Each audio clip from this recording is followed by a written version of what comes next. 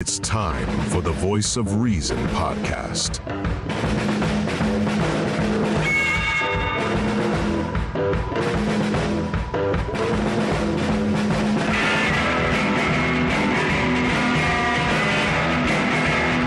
Here are your hosts, Sean Phillips, Andy Van Beber, and Travis Kirkendall. Good evening, ladies and gentlemen. My name is Andy Van Beber. Travis Kirkendall there. We still are missing Sean Phillips, but he is getting closer and closer and closer. I got to have my son. Hi, look behind you. Oh, look. And joining us this evening is my son, apparently. Our guest for tonight. Yes. But Sean is not with us this evening. But he is getting much closer to being with us. I got the pleasure of speaking with him on the phone. We talked for about 30 minutes Monday night, and he is getting closer to being settled in, and I'll leave it at that. I'll give you a good hint. He's much closer to us now, which is a good thing. But it is yep. There we go. Yes, it's a good thing. He is much closer with us now, but he is. We're happy to have him back around. Thank you for being so patient with us this week. As we say, life happens, and as Travis gets closer and closer to becoming dad, we have these things that happen and shift, and so life happens, and here we are. But today is on a Thursday, October 19th, 2023.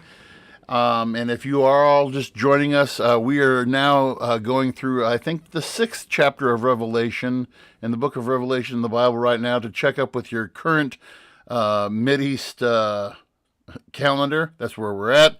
6th, 7th chapter of Revelation. I don't know. But anyway, Travis, how have you been? It's been a while since I've read Revelations. It is a pretty cool story.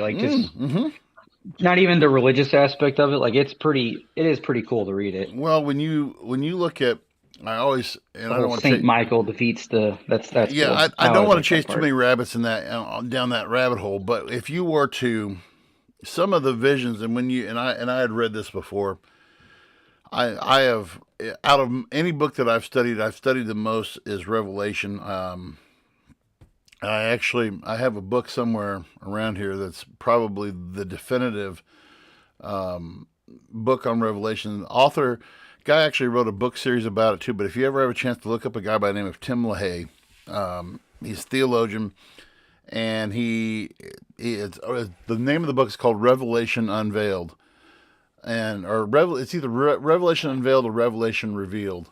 And he basically goes through verse by verse and chapter by chapter. And he's like, and there was one part in the book where he said, some of the things that John was describing when he wrote that book was probably something that we would say, oh, hey, that's a troop carrier, or that's a, whatever. And he was just describing it by the things of his day. So it's an interesting, and we, coming weeks, if I get a chance, I'll do some, dust off some of my notes, and maybe we can revisit that. But busy week for all of us. This has been this week. I lovingly call Hell Week for me in the school realm, because this is because of all the busy schedules. This is actually. Last night was the Clopton annual haunted house. We have the Clopton Junior High Teenage Hormone Dancing Fest on Friday. Oh man! Yeah, we were. It's awkward times. Yeah, so that'll be the time. I'm at now. Not only is about it, my hair's sticking up. Not only is my daughter going to be there this year. It will also be my son's first dance. And so nice. I'm going to be looking around, But no, and I did have a proud father moment today, though. My daughter, to this boy who has been giving her such a hard time in class, referred to him as a douchebag in class, and the science teacher came down and had a discussion with me about it afterwards, and she said, "Well, the strange thing is he is a douchebag, but still, I was like, yeah, he doesn't need to be having those conversations. She doesn't need to be having those conversations in class." So yes, No. proud father moment. Oh, Officer Michael Vincent with the Bloomfield Police Department is online with us this evening. Good evening, Vinny. Thank you for joining us this evening. Yes, thank you. But no, but aside from that, I'm assuming wife is doing good. Everything's good and kosher, and baby's ready to pop out of there and come be a part of the world. Yeah, everything's good. We had an appointment this week, and she goes back next week, but it can pretty much any time now. Well, So, needless to say, my phone is always on me. Yep. My watch is always on too. So if I can't feel my phone, my watch will buzz. So I'm always ready. Oh man, that's great. I cannot wait. There'll probably be an episode coming soon where I get to host by myself. Travis will come in and I'm waiting for the TikTok of you, somebody of your wife making of you going, "Oh God," wet wipes in hand, lathering that butt up. Oh, I got the gloves. I got the mask. Oh my no, double mask. I got the double mask. See what I did there? Oh man, I'm ready. Got the wipes. Double mask, because that'll protect you from. And then we have a good evening from our friend Jonathan Guthrie. Good evening, Jonathan. Glad you could join us as well. Yeah, so let's dive in, shall we? I mean, where in the world of the cluster fudge should we start at? I mean, there's so many different things that we could go to. I just briefly want to touch on this mess, and if you haven't seen the blurbs of it yet, I encourage you to go and watch just the highlights of the 60-minute interview, the 60 Minutes, the CBS News show, the 60 Minutes interview with Joe Biden. Now, I wasn't even aware that this was going to happen until Travis this week posted in the group chat a thing. Was that from Northern Provisions? Who posted that? Was that Northern Provisions that posted that, or who was it that posted that? What specifically? That thing about that disclaimer about Joe Biden and his stuttering and all that stuff. Oh, I don't remember. It was I don't remember what this source was, but it was basically saying something along the lines of, he struggled with his lifelong. He's had it his whole life, and because he's so tired and he's right now, so he's stuttering more than usual because of the stress, and the president's working day and night on these issues for America. And I'd heard someone when this whole. I don't know if this is true or not, but one podcast I listened to was saying that supposedly he was at a barbecue. Yes. When the initial stuff was okay. Yes. Yes, that is confirmed. Yes, he was at a barbecue. That's leadership. It was for the White House. It was the annual dinner, the White House barbecue that they have for the staff, for their non-political staff, for their support staff and everything. The night that this was all going down. So, they tried. Okay, well, I guess. All right, maybe that's. You're like, yeah. So, but anyway, they give a disclaimer before the interview. So the guy gets on the guy who interviews him is a guy by the name of Scott Pelley, who interviews him. And before he's like, the president's, like Travis said, working night and day, and he's going over all this stuff.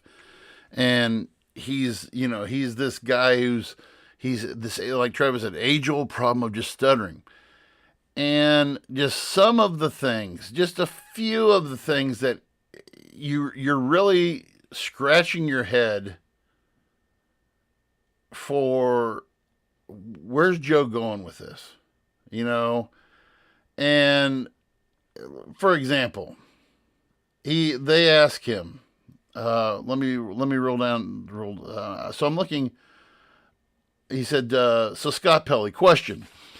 There's limited fighting already on the northern Israeli border, and I wonder, what is your message to Hezbollah and its backer, Iran? President Biden, don't don't. Oh, okay. And so Scott Pelley says, don't come across the border. Don't escalate this war. And President Biden's like, that's right. I mean, laying the wood down. I mean, you're just sitting there. I'm just wondering, what, huh? What's going on? And what's funny is like, for a fact that this was Trump, it would be some statement of like, we will annihilate you off this planet. And like, you know how he always spoke about that kind of stuff. Like, what was that one speech he gave when he was talking about, I forget what country it was. I think it was North Korea he was talking about. He basically said like, we will like to completely wipe you off the face of the earth if you do anything or something like that. Was that the interview where he had the soldiers behind him with the red background and all that stuff and everything? No, I'm not talking about Biden. I'm talking about back when Trump was president. The way he would we will on that. He would just straight up like, we will wipe you off the face of the earth if you do anything. The other, we had some comments here. He says, yes, Colby, we know he's our president. Yes. Michael Vincent says he looks like a friggin' alien staring off into the fifth dimension half the time, and he's like the wimpy principal. Yeah. Here's the other quote. So this is the quote. And on Travis, we talked briefly about this before the podcast, but I'm going to throw this out there, and any of you guys who are out there who are listening can. So here is the last question. So this was the last question of the interview. Mr. President, given these two wars, and he's referring to the war in the Ukraine and the war in Israel. Mr. President, given these two wars and the dysfunction in Congress, are you sure that you want to run again? President Biden, yes. Pause. Because I'm sure. Look, when I ran, I said, the world's at an inflection point. The world's changing, but we have an opportunity to make it. Pause. So, imagine if we were able to succeed in getting the Middle East put in place where we have normalization of relations. I think we can do that. Imagine what happens if we, in fact, unite all of Europe and Putin is finally down where he cannot cause the kind of trouble he's been causing. We have enormous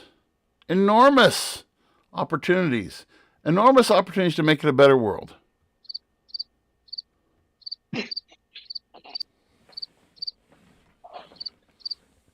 Yes. Yes. I don't know if you guys have been watching the news, but there's quite a bit of opportunity out there. If that's what you would call it. It's a lot of opportunity. Colby Coleman, I did not vote for Joe Biden. Is that what he said? Yes, he just said I voted for Joe Biden. Thank you, Colby. I know I can count on you. So we're big Biden fans on this. We are. But here's my question. Okay, so we have enormous opportunities. How many more? So, what are the billions of dollars we are into Ukraine now? The billions of dollars. God, it's over, isn't it? Over 100. We're way over 100. We were like 170, or almost. It was almost 200. I thought almost 200 billion. And here's the thing: we're no closer. We're no closer to finishing. I'm like, what enormous opportunities are you talking about? Seriously. Yeah, I haven't. So that war specifically, I haven't really read into many updates on it because, quite frankly, it's pretty mind-numbing and yeah. But from last time I was reading up on it, they're comparing it to the likes of World War I, as far as like trench warfare and like ground actually gained between both sides. Like it's at what I've seen, it's become just a battle of attrition and it's a stalemate. What you're seeing is literally. When I read some of the stuff, that and in World War II, the battle for Stalingrad, just house to house to house to house, back and forth over barely a few square miles of land, and now you have here's what's concerning for me: a battle that's going on two fronts. We're not able to contain the chaos into one area now. Okay. I would argue 3 fronts. Where's your third front? Taiwan. And that aid package that they're proposing, supposedly there is money for Taiwan in there as well. Which, granted, that's speculation, but if you look at the evidence that's there for that, I think you can make the case that that's a ticking time bomb. Yeah. Oh, I totally agree that the path in which we're heading in, okay, and to add on top of all of this, we still don't have a Speaker of the House. So any funding or anything that we decide to do, if anything originates in the House, it cannot be signed by the Speaker of the House to be sent to the Senate for approval because there's technically nobody sitting in that chair. There's a pro tem, but he has no real authority to do anything. So you really want to talk about chaos, we could say 4 fronts as far as that's concerned. Yep. I titled tonight's episode, "It's the End of the World as We Know It." And because we really don't have a leg to stand on right now on any front. And let's just start here at home first, Travis, and we'll work our way out. Yeah. So if you are... We could do a whole podcast on home. Well, go on. Yeah. So if we start here at home, okay, first I look at the Republican... Do you, based upon what we've been studying and what we've been looking at over the course and seeing in the news over the course of the week, is there, in your opinion, is there a way out? Do we have is there a way out of this whole debacle going on in the House that you can see right now? I mean, there's no viable candidate that's out there right now for the Speaker. That's a great question. And after seeing that, what was it, Jeffries got more votes than Jim Jordan even did? Right. Yeah. I really don't know. I mean, we could very well see a Democrat Speaker of the House just because of the fact that now this Israeli war and the Ukraine war is such a priority. That's the top priority for your elected officials right now. And they're going to do whatever it takes to get something passed to get aid to those people. And if it takes a Democrat House Speaker to make that happen, I wouldn't be surprised if that happens. What I don't like about that, I'm not a Democrat or Republican, but I don't like when one party has so much say in everything. Right now, it is a Republican-controlled House still, correct? Right, but you have to have 217 votes to carry. Okay, so in that first round of votes, and I just pulled this up, and you said it, Hakeem Jeffries, who's a Democrat from New York, who is the minority party leader in the House right now, got 212 votes. Jim Jordan got 200. Kevin McCarthy got 6. And then Steve Scalise there's some guys that still think he should have stayed the Speaker. Yeah, and Steve Scalise, who pulled out, got 7 votes. Okay? Why nominate him if he pulled out? Yeah.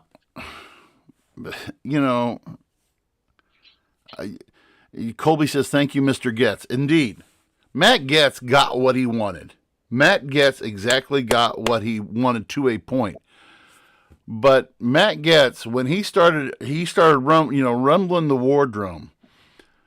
But then the news kind of if you notice, the news floated some of that stuff about the sex trafficking scandal or whatever it was with him. Those articles popped back up around that same time. And he shut up quick. And he shut up quick, right? He got. I haven't seen ever since. I will say, all my news feeds and like stuff like that, I have not seen Matt Gaetz almost at all since this whole thing with McCarthy happened. Well, you know what they told him? Pardon my French, but they told him, "Shut the hell up. You're done." Okay. So Jim Jordan went out today. From what I watched a little, I sometimes watch some blurbs on the way home of news on the way home on YouTube, and I was watching NBC's Update Center, and they were saying So then the second vote happened today, and he still had 20. He had 22. He had 22 Republicans today. On that first vote, he had 20 that didn't vote for him. Today, he had 22 who didn't vote for him. Okay, which tells me either the Republicans are trying to send a message, or, you know, that there's nobody, they can't get a consensus within the Republican Party right now.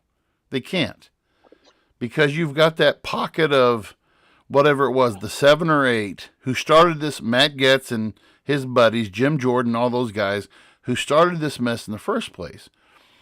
Jim Jordan, who's been referred to by some of the people in his party as a political terrorist, and he's trying to, you know, he's trying to win control. And this was the thing that Travis and I said before the podcast, that if this guy, if he gets the vote, if he was somehow magically able to pull over the 20, I mean, he needs 17 votes. Actually, after today's vote, he needs 19 votes after today. Yeah. He needs 19 votes after today. And he went around to his detractors' offices, and to each one of them this afternoon, and he visited every one of them. And to me, I don't know what message you're going to try to say. Oh, we're going to work together with the Democrats.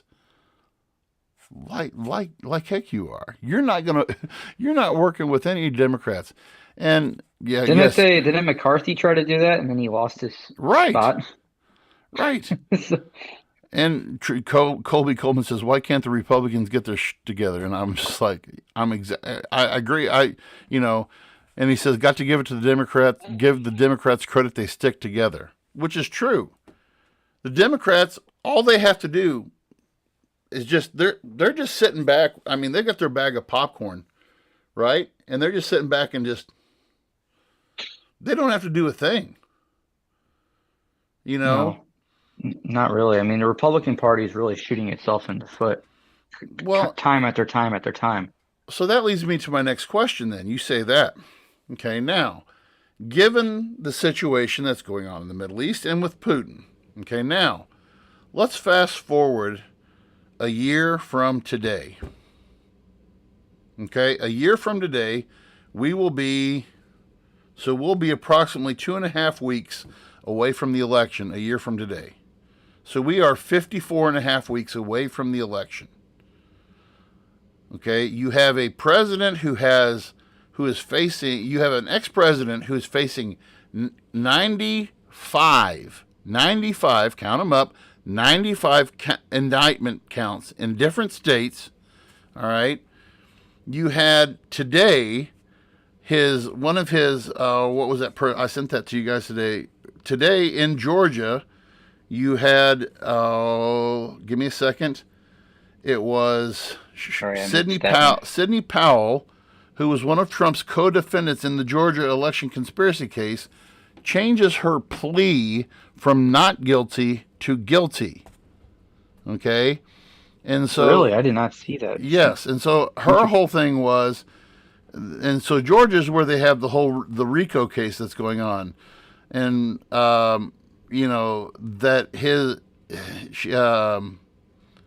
they said Miss Powell is at the vortex, the center at the hub of the alleged conspiracy.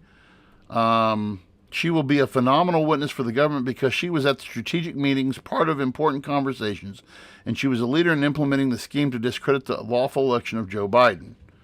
Okay, and because here was the thing though. She pleaded guilty to one count of conspiracy to commit theft by taking in 5 counts of conspiracy to commit an intentional interference with the performance of election duties. Powell agreed to testify in future trials in exchange for serving 6 years of probation, a $6,000 fine, and paying restitution of $2,700.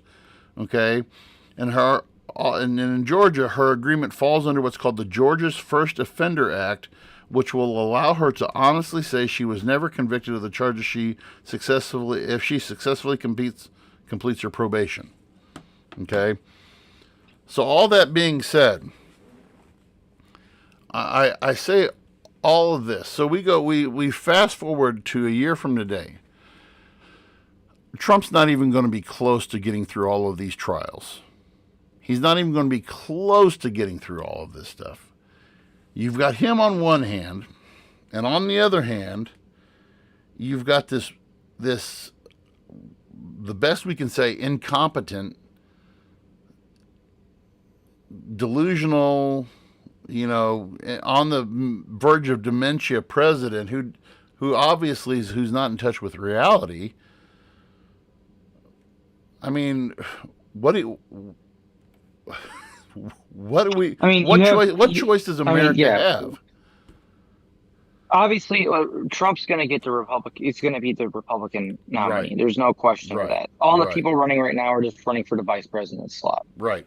Agreed. Democrats. I mean, yeah, there's still some talk that maybe Gavin Newsom throws his hat in the ring. I don't see it. Quite frankly, I'm not a Gavin Newsom fan by any means, but at least he's got his brain cells intact and he's competent. That being said, I don't like many of the guy's policies. I still wouldn't vote for him. No. And then you got RFK, who's running as an independent now.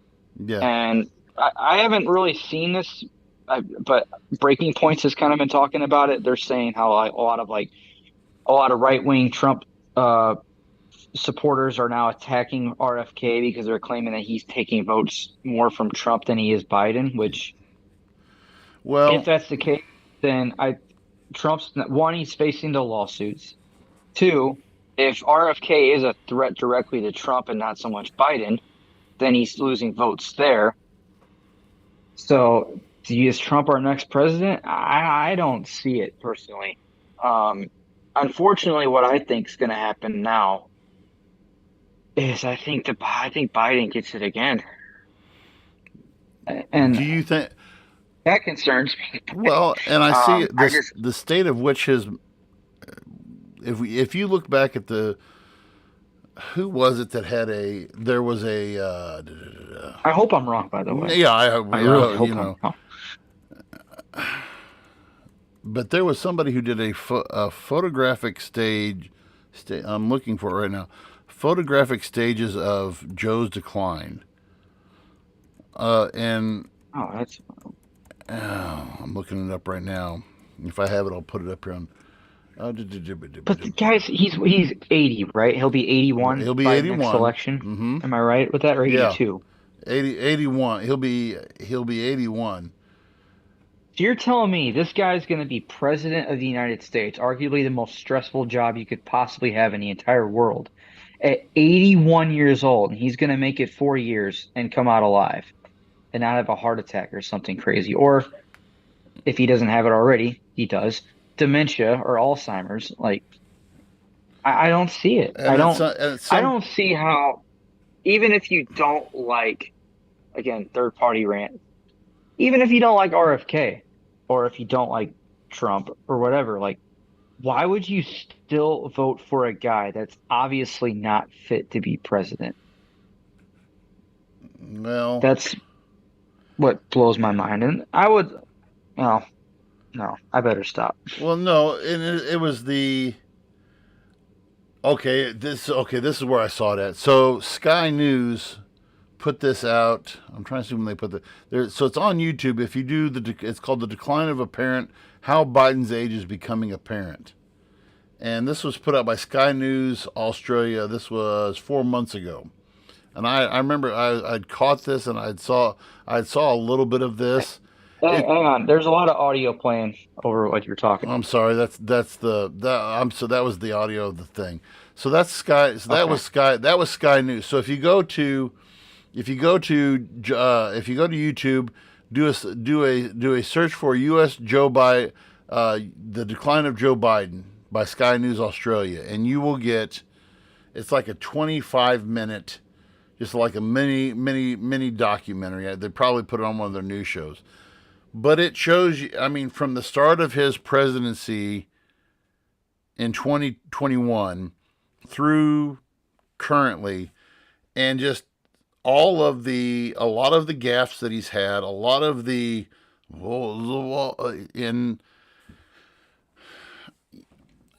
call it what you will. Call it what you will. Yeah, I agree. Colby says President Kamala, which that is that's a reality that we're going to have to come in if Joe wins. I'm with you, Travis, and when you say he doesn't, there's no way he makes 84. I hate to be that guy and say that, but there's no way he makes 84 years of age in the White House with this amount of stress. I don't see it. If he does, we're not going to see anything of him. Tinfoil hat. I don't think he's running the show. I still don't. And I don't think he's running the show now. I've never thought. Yeah, I've never thought he's been running the show. I think I've always thought that he's a puppet, and that he is, and that's the worst problem. We went from one extreme. We went from a control freak who had to make everything, if it wasn't his way, he made it go his way in Donald Trump, to a guy who has no control over anything. Okay?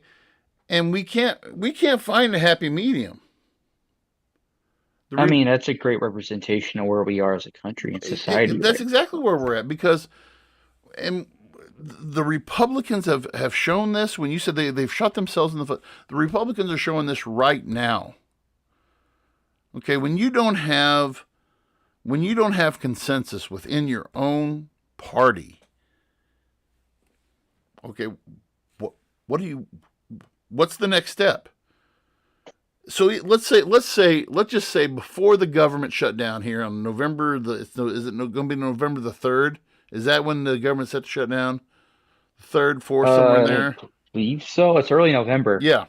I don't know the exact day. So let's just say that we have a snowball's chance in hell, and that we do get a Speaker of the House in place before the shutdown occurs. I have little hope. So I have little hope that that'll happen. But the House already voted today, the Republican caucus voted today that somebody had floated the idea, and they didn't say who it was, but somebody floated the idea that the interim speaker could have speakership power until the end of the year. And the Republicans, nope, not going to happen. That's not going to happen. We're not going to do that, because all we're doing is pushing off the issue. So they floated, they said that's not going to happen. And then Jim Jordan basically makes the bold move and says, okay, I'm going to call for a third vote. Okay. I think his chances are worse than what Kevin McCarthy's were, because at least Kevin McCarthy, after every vote, got a few more votes. Yeah. Jim Jordan is going in the wrong direction. So, but going back to my original premise, let's say that they do get somebody in there, and let's say that they get somebody in there. How much of the Republican agenda is even which Republican agenda is going to be pushed forward? What would you, okay, let's, hypothetically speaking, I want you to give me your intake here. Hypothetically speaking, so let's say that we get a speaker in the next 2 weeks. Whose agenda are we going to have moving forward? Compare it between Republican and Democrat, or between Republican and Republican? Will there be agenda? Will there be an agenda going forward? I don't. They're so divisive. I don't know. I don't see. Who knows? Maybe they pull what they just did with. They can still pull what they did with McCarthy, right? I mean, if they don't like what the next speaker does, they can just pull him. We'll be right back to square one. So I don't know if they do. I don't see anything getting pushed per se. It's Republican heavy, if that makes sense. So just Republican agenda in general. I don't see it right now. Even if they were to come up with a speaker. Right now, the whole priority is aid. So, I mean, that's going to be first and foremost. That is our government's biggest thing right now, is getting aid for the wars, for the cause, right? Right. So this is as of, and I'm trying to find out where this came from. So I'm sorry, I was a little confused by the question, so sorry if I didn't answer that. Let me clarify this for you a little bit, okay? And I can't find if this was New York Times or who this was. So right now, in this current House that we have, this is an op-ed piece, okay? So by this person's standard, the Republican factions include conservatives, obviously. This is represented by those, representing Congress by what they call the Republican Study Committee and, of course, the Freedom Caucus, okay? Our whatever, 10, 15 members in that Freedom Caucus, okay? You have the moderates. Okay. Okay, you have your moderates. So you're asking which factions within Republican do you see pushing legislation? Right. And so which they're represented in Congress by a group that call themselves, and this isn't something I only uncovered this today. So these moderates actually, so they have a little name for the Republican Governance Group, okay, and then you have this then you have another caucus called the Republican Liberty Caucus, okay, so the Republican Liberty Caucus, if you were to, if you read some of their stuff, they almost sound libertarian. Okay. And so you have 1, 2, 3. So you have within this is considered to be one of the most divided Republican parties that we've ever had. Back when I was a kid, you had the Reagan coalition, right? And then you had this other group that were called the what was his name? Rockefeller Republicans. Okay. And it was basically, and you had your old school Republican. I mean, this is still in a time in the 80s when you still had some holdovers from the late 50s, 60s, 70s into the 80s. These are the Rockefeller Republicans. The Reagan Republicans were considered to be the new conservatives. Okay, and you had these two sides. But now, within the Republican Party, and I mean, you can even go even further into the Trumpist and the anti-Trumpist and all of that. Okay? Yep. So the Republicans do not have a consensus at all. Because if you're going to sit and listen to, I could parade out 5 Republicans to you, and they all be, have different views. You could bring out Jim Jordan out here and listen to a guy, and he's like, that guy's a Fruit Loop. Okay. Then I could bring out, what was Cheney's daughter? Dick Cheney's daughter from Arizona. I can't think of but not Liz. Was it Liz? Yeah, Liz Cheney. So you could bring Liz Cheney out here. Was it? Yeah, it was. Is that right? Yes, Liz Cheney. Okay. So you could bring Liz Cheney out. And she would be kind of she was and that's why she didn't get reelected, because they considered her to be a traitor, okay, because she was an anti-Trumper, okay. Then you could bring out, what a traitor. Then you could bring out a Mitt Romney, who by many was considered just to be a moderate, okay, and and then Rhino. Yeah, exactly, right. Yeah, Republican in name only, and so there's no singular group who has ultimate control.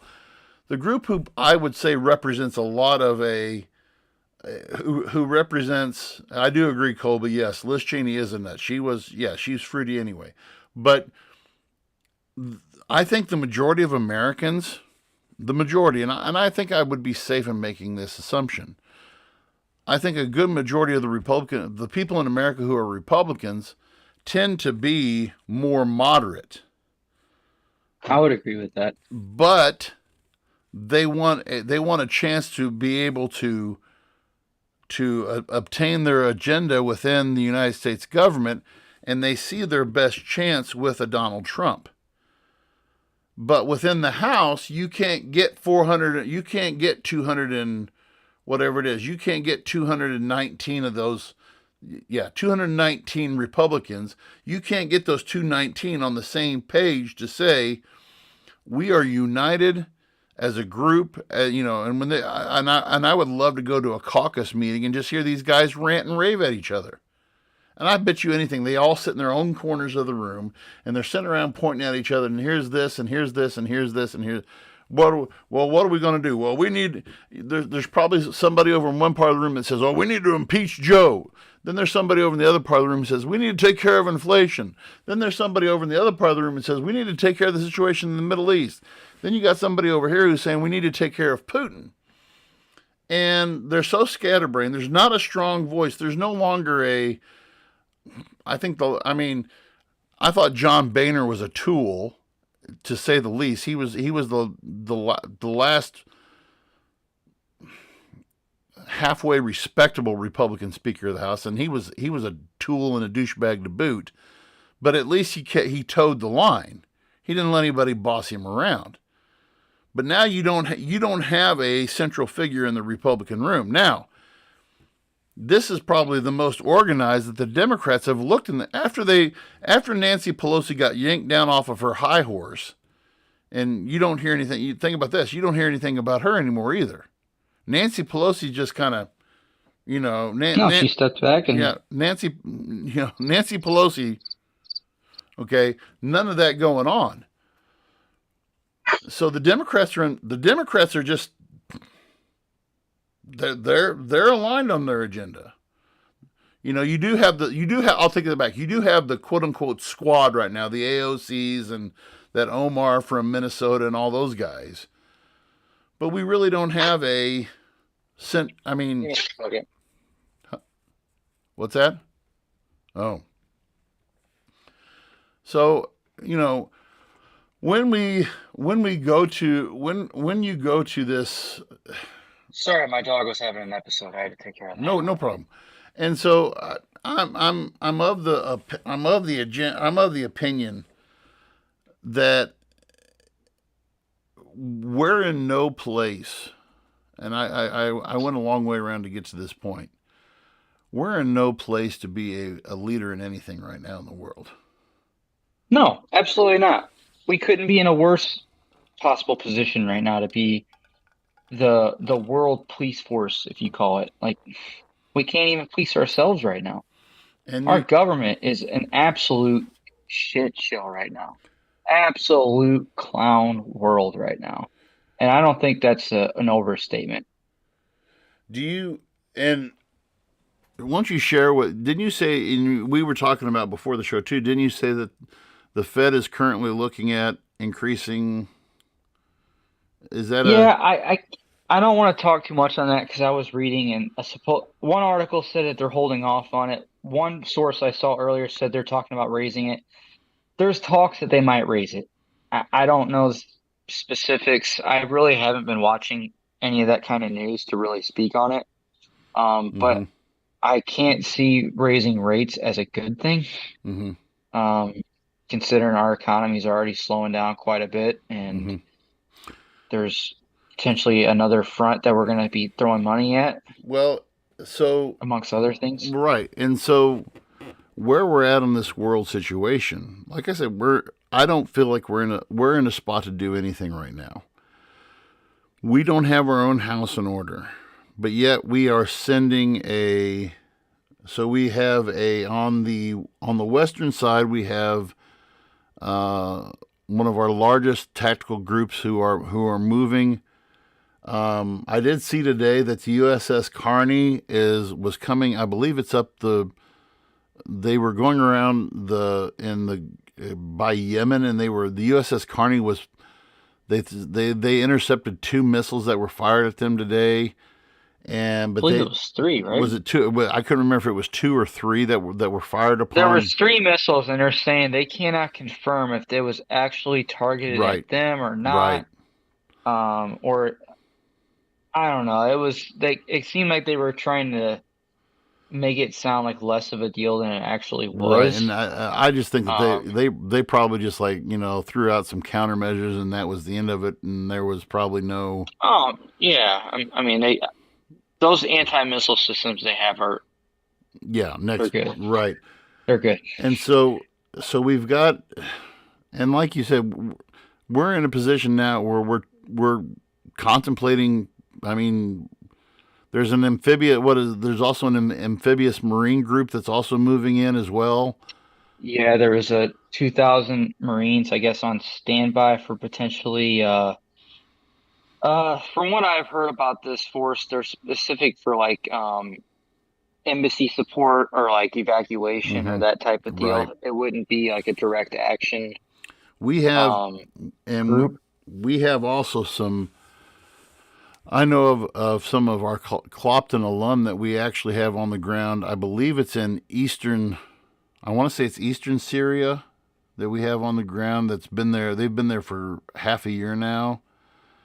We have, of course, our buddy Matt Klopsik. He's over there, but he's doing something totally different in is it Somalia? Is he in Somalia or wherever he's at? I don't remember where Klopsik's at. I know he was deployed. Yeah, he's in Africa somewhere. But we're at this point where I was just actually Colby's like, why is our government announcing this? That's a great point. You know, why are we? So we're putting it out there. I mean, we are at that point of, and you said, you and I were talking about this. Remind us of World War I, right? There's all of these different. All of the dominoes are being set into place. Okay, World War I is my favorite war to talk about, and I can make many comparisons here. Okay. In pre-war Europe in 1917, there was a lot of nationalism going on. There was a lot of beating the war drum, banging the war drum, and militarism and showing a force. Okay, there were all of these groups who were standing up, and we've got a similar situation today. You have the Zionist movement, which are the Jews. We have the right. This is our land. We have the right to take it. This is our land. Okay. We've tried to let you Palestinians peacefully coexist with us. It's not working. Then you have Hamas Hamas and Hezbollah who represent the ultra Palestinians. Okay. And then you have your common people. Your just your regular everyday Israeli Jewish citizens. You have your regular everyday Palestinians who probably lived and worked beside each other in Jerusalem at one time or another. And then you've got, off in the distance, you've got a massing of troops, and you've got an amassing of this battle group, of this naval group, of this. And there's other players in the game too, obviously. There is Iran saying they would come to the aid of these people if they're engaged. Right. And then you have Russia saying that they support this group. And then you have I forget what China's stance was on it. They've been kind of they haven't said much. And then you have or at least I haven't seen many headlines about them specifically with that. But we look to the Pacific. We've talked about this before, so I'm not going to say much, but there's talks of China claiming that Taiwan is theirs. It's not an independent state. It belongs to China, and they're doing war games over there. They've been doing war games for like 2 years now, preparing for something. And then we obviously had the war in Russia and Ukraine. There's potentially war about to break out in the Balkans again. Then you have... Well, I think there was already an invasion over there. Right. And then Azerbaijan and... What was the other one? Azerbaijan and... Wasn't Kosovo, was it? No. Serbia? No, it was two of the former Russian provinces are getting ready to go at each other too. And then one got completely invaded and the people were leaving. There was like no news coverage on that, which blew my mind because it was actually like a lot of atrocities that was going on in that whole And then deal. You have a Spanish government official today, the minister of social rights, who's just a member of the Spanish president's cabinet. She is calling for her prime minister to ask the European Union, to impose economic sanctions and cut diplomatic relations with Benjamin Netanyahu and those responsible for Israel's current operation in Gaza. So, if you're a citizen and you're sitting back and looking at this, and so let's close out on this. Let's bring it back down to the micro real quick. What does this mean for us, the American citizen? Okay. On our end, I think it's very good for we've talked about this a lot over the last few weeks. This is an issue that I think Americans, even in rural America, it's good to know what your country is doing, what the state of the world is in. Because in my opinion, and I think I could probably, Travis, you can jump in on this too. I think I could probably speak for you on this too when I say we're on the precipice of a very historical event happening. We're at a point where a lot of things are aligning itself to where we're both here at home and abroad. We're seeing unprecedented times. We're seeing it, I haven't seen an action in Israel like this since I was a kid. I can still remember, Hamas used to be led by this guy by the name of Yasser Arafat, who was a little devil, and Clinton was able to bring them all together with the Oslo Accords and get them, the Israelis and Hamas to sit down together.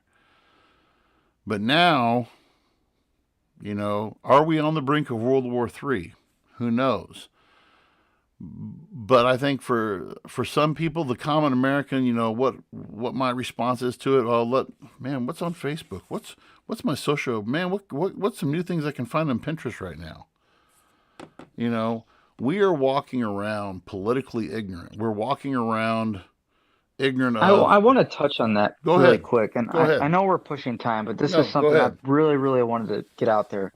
And I've been thinking about this for a few months now. And it started, I was listening to a podcast with Joe Rogan. He had on this comedian who's my age. And Joe, he kind of starts to talk politics. And this kid pretty much cuts him off. Like, I don't talk politics. I don't talk anything. I don't pay any attention to it. I want nothing to do about it. I thought about that a lot. And then I thought about, I grew up always being told that, it's rude to talk about politics at the table. You don't talk about politics with your friends. You don't talk about politics with your friendly. You just don't talk about politics. It's not the right setting. It's not the right time. You don't want to offend somebody. And I thought about that. Like, why was I brought up to believe that? And so many of us were. I mean, anyone my age was brought up that way. And let me ask you, you're older than me. Were you brought up being told the same thing? Was your generation told that as well? Yeah, that was prior to. I think it really started becoming an us versus them thing with Bill Clinton. Okay. But up until that point, you didn't. We were under the. I've said this before. I think the last time that we were under a united flag would have been 9/11.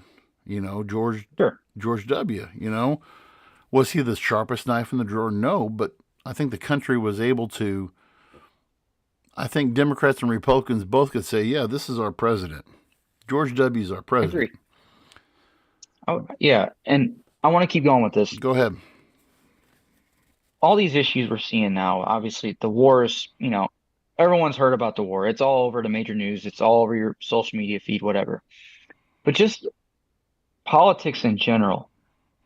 How many people from the age, let's speculate. How many people from the age of your American voter, age 18 to, let's say 30, how many of them actually know the shit show that's going on in our Congress right now? Have any idea?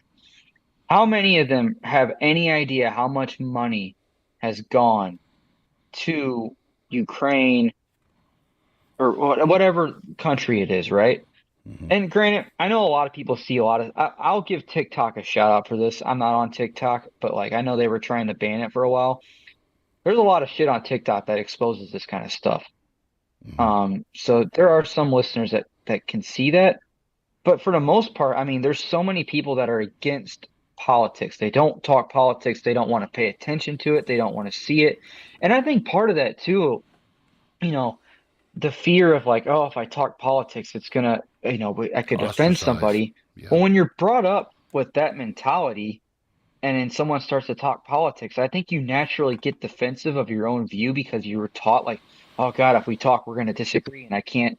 It wasn't normal or brought up to have an open, normal conversation about how you and we can talk politics all day long, and you Mm-hmm. and I don't agree with everything, but like Mm-hmm. we would never get in a fist fight or a Mm-mm. screaming match over Mm-mm. it. And I don't understand why it's not normal to talk about the policies of your own country or just what our government or the future of our country is or the views or like I don't know why that's not a normal thing. And well, I do know why it's not a normal thing, but and I think you know where I'm going with this, but it's like I think if we normalize that more, getting people more involved in that Discussion. our government, our Mm-hmm. politics, the policies, the Mm-hmm. people that we vote for, making it normal to, hey, let's talk about who are you voting for this year? Why are you voting for him? Oh, yeah, he's got this policy. Yeah, I like that policy too. I don't really agree with this because, having conversations about that kind of stuff Mm-hmm. instead of, putting our flag in the stand and saying, like, nope, I'm with this flag, you're with that flag. We stand over on this hill, you stand over on that hill. We're going to die on this hill and you can die on that hill. I think it's intentional. Um, and I think it's really unfortunate, and I think that's why we are where we are. And if anything, if this podcast can achieve anything, I hope it's to show people that you should be talking about this stuff, and it's okay to disagree. Mm-hmm. But it needs to be talked about, and it's not rude. I'm past that. I think it's bullshit. I Mm-hmm. don't think I it's agree. I do not think it's inappropriate to have a discussion with your friends about politics. I just don't. I think it's too important not to. And I don't say that and that means like you got to push your views on somebody, but like it could be lighthearted too. Like, hey, what do you think about this? Oh, cool, interesting. You know what I mean? But I think the conversation just needs to be had. Well, two things, you know, you're right. I mean, when I was growing up, it was personal business, and you could, you know, it was there was a lot more rib poking and just hey, guys who Of course, yeah. roasted each And there still other. is. Yeah, then I mean, I love watching this. This dates me, but I love watching like the old Dean Martin roast with people, who would, Bob Hope and guys like that who would make fun of Democrats and who would be, But at the end of the And day, what sucks is that doesn't help. And that's part of that whole push is like media pushed that too, I think. oh yeah, Because you had stuff like that. because now, And but it's that's what, unfortunate. but that's what sells sponsors now. That's what Yeah. gets people to one side or the other. You know, when and and this is something. I mean, we're halfway through our third season. Hard to believe we're almost halfway through our third season of this podcast. And we have invited, and we have had a few of people who have been on opposite sides of the spectrum on this show. But and you and I I wish and we had more. I wish we could have you more and I and Sean, our conversations about that. we've had, and we're not going to say who it is, but we've had one of our mutual friend who we have asked to come on this show, who is very super far left. And this person does not want to come onto this show because of whatever. Well, why you call yourselves the voice of reason? You guys are just three Midwestern dudes. Exactly. That's exactly why we have the voice of reason, is because we want to bring together the people who are in California and the people who are in Texas and say, hey, let's have a discussion. Let's sit down and let's hash this out. One thing I hate, and I don't know if this is a character flaw or what it is. I hate conflict. I I do too. And you were in my classroom 4 years of high school, and you know that when we had a tense situation, I would always try to find a lighthearted way or something just to diffuse the situation and get, instead of being that person over there being the focus of my anger, man, let's get something lighthearted and let's interject something lighthearted here and let's remind ourselves that, hey, that's a person over there. That's not my enemy. That's just another member of the human race that we can be reasonable with, Until we have that conversation, it's not going to happen.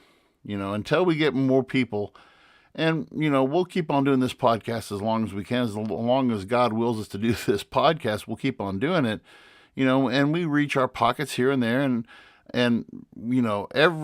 I get a lot of, it's real, when I was at a wedding a couple of weeks ago, and some people who had come up to me and said, man, I like what I'm hearing on your podcast. I'm like, you listen?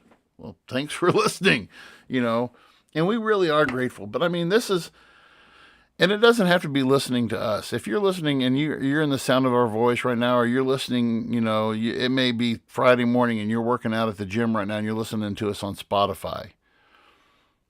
Be bold and go out and have that conversation with the guy at the end of the bar, or the guy who's working on the weight machine, or the guy or the girl who's at, have a conversation, because it can start with us on a local level, not being afraid to move out and to have these conversations, like Travis said, and not to be going into it. If you sense apprehension, just say, hey, no, I'm just curious what you're thinking. I don't have an agenda here. I'm just curious. Yeah, it could be lighthearted. Just make it normal to talk about. Right. So anyway, that was my whole message. Hey, make it normal. That's a great way to end us out too. So, yeah, I think so. One other thing I do want to point out real quick, for our listeners in the Pike County area, the Voice of Reason podcast is one of the many proud sponsors of the Hunter Stribling Memorial Disc Golf Tournament that is happening this Saturday at the Twin Pikes Family YMCA in Louisiana, Missouri. It is not too late to get involved and come out and come out and do some disc golf. Even if you don't have, you don't do disc golf, I am actually going to try to set up a remote out there. It won't be under our, I may do a co stream with Voice of Reason on Saturday, but it's for a good cause. Come on out, see us.